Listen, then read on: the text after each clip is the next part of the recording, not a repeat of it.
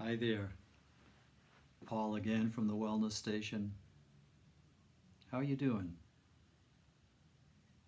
It's a time when we have an opportunity to really reflect on much of what we presently value, what we've kind of set as goals for ourselves throughout our life, and and how's our heart and our head?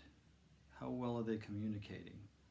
Are they still are they operating more or less along the same path, or is there somewhat of a diverging? My heart says one thing, my head says something a little bit differently. Well, in an earlier time with you, I showed you this book,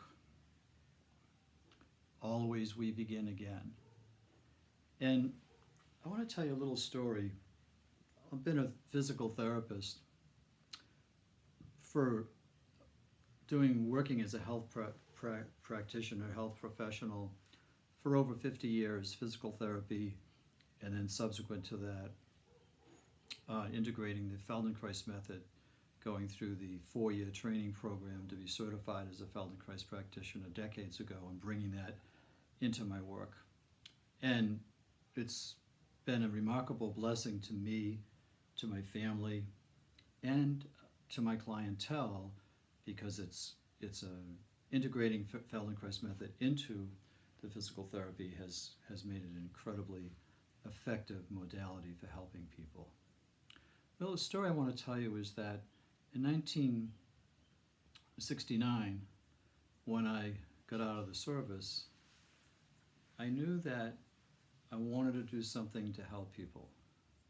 And that was when I had already been in college, and I went back to school, got my physical therapy degree, and started practicing.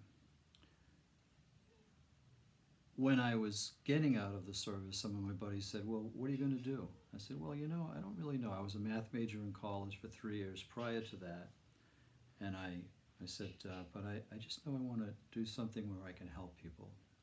So here I am, more than 50 years later, kind of hard to believe. And I've been blessed with a life where I've made my living helping other people. And of course, it's a very figure-8 kind of a relationship. Everything that you give out, you get back tenfold. So from this book, I want to read the section, one of the chapters, they're not really chapters, but a small section of various topics, and this one's on good works. I want to read a little bit from it, and hopefully it resonates for you, and then we'll bring this to our lives and help each of us to resonate in a way that resonate with life and life's forces and energies in a way that helps us to get through this challenging and uncertain time in a more gracious way. So, I'm going to read from this now, if that's okay. If you want to live the life that only you can live, do good for others. And when you have done good, you will have life abundantly. Seek to do good for others, and you will find fulfillment. Forget yourself, and you will discover what you are seeking.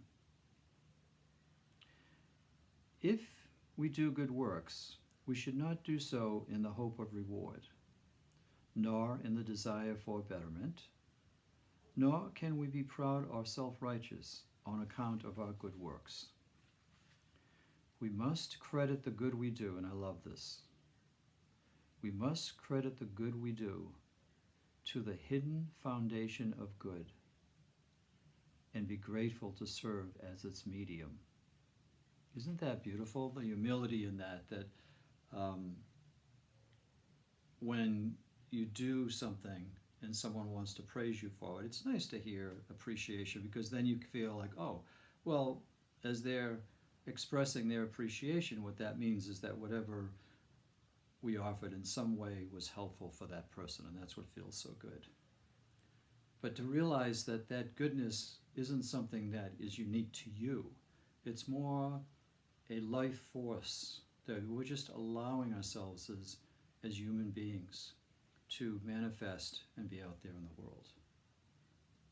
So take care. Remember, I love you, and I'll see you next time.